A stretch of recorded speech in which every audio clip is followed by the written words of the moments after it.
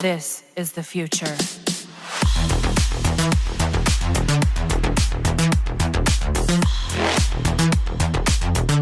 So welcome back to the Wayne and Rodney Show. Today we have a 2018 Vellfire with us. Yes, and then we are all in for the new model, and I think you should too. So for those of you who wants to buy a new model or aiming to get a new one, stay with us and we'll guide you through. So when we mentioned that we're all in for the new Toyota Vellfire, there are a few things that get us very excited to share. One of it being the exterior.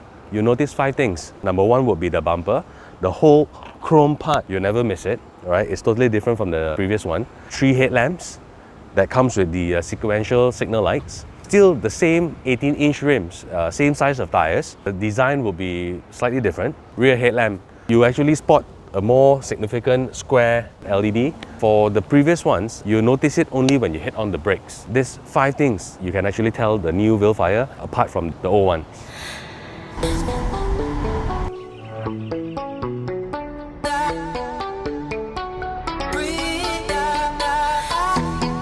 So,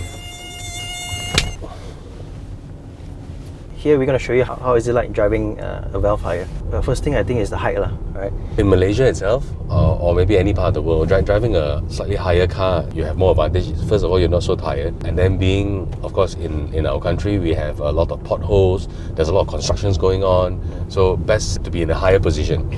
You'll be able to see everything. And then it's not so tiring lah. You know, this particular car has an advantage compared to the previous 2.4 engine, whereby the current 2.5 engine really makes a big difference. Although many say that, hey, it's just 100cc, what difference can it make? But honestly, compared to the previous 2.4, to me, I think it's okay. But having additional 100 horsepower Really makes a difference. Yeah, really makes a difference. Driving on a highway, you wouldn't feel so underpowered. Yeah.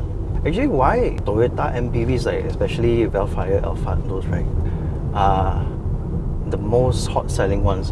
I guess everybody knows those Japanese cars are actually quite reliable. If you're just comparing Japanese makers, I would say there are not many options. I see. Right? Yes, Nissan has his Elgrand, which is a full-size MPV. Overall, I would say comfort in Toyota, that's definitely number 1. Number 2 is reliability.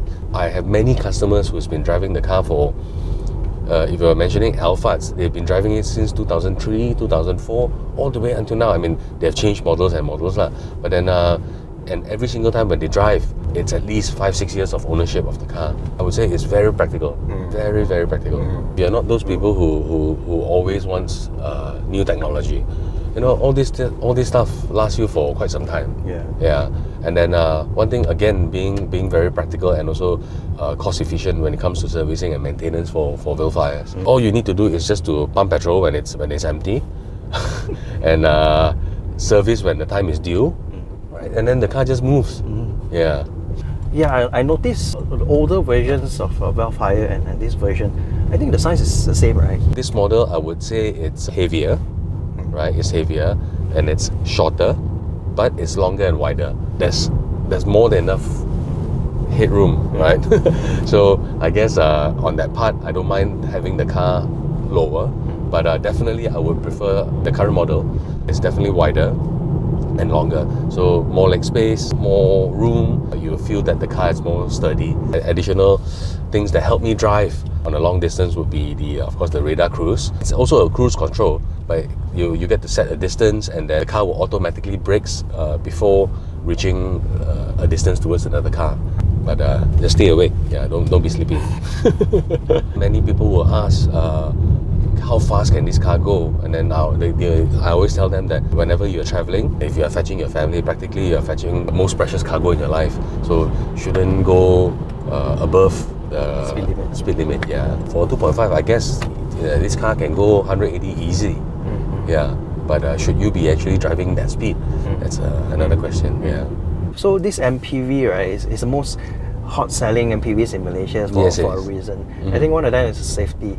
Right, they are quite a safe car. It is. Then let's talk about they have the lane tracking assist, where we steer off somewhere. There's a beeping sound, so it keeps us alert. Number 2 would be the pre-crash safety. If you get too close to a car at normal speed, and then a car will automatically brakes for you. Number 3 would be the parking assist, where if you reverse too fast before you hit something at the back, it will automatically brakes as well. But if you ask me whether have I personally tested all this, I have not. Yeah, but according to the brochure, yes, they have all these features in the car. Another reason that this car is so good, people like this car, people like to buy this car, is because of the value for money. Starting from 180,000 ringgit, you can actually have an entry-level Vellfire or Alphard.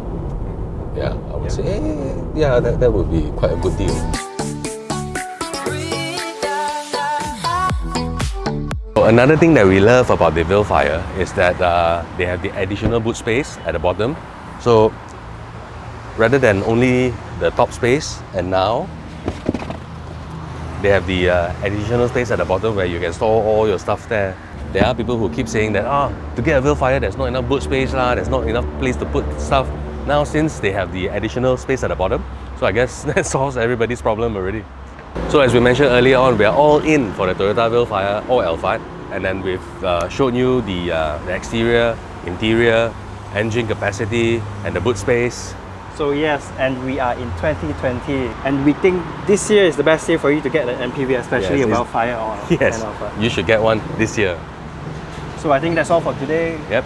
See you in the next one. See you. Bye.